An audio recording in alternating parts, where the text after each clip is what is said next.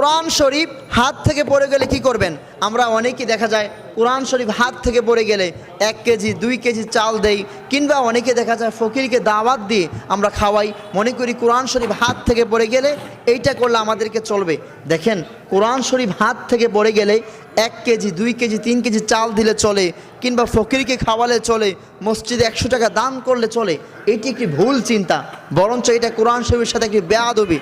কারণ আল্লাহর কিতাব জালিকাল কিতাবুল লা রাইবা ফি, এর মধ্যে কোনো ভুল নাই, সন্দেহ নাই।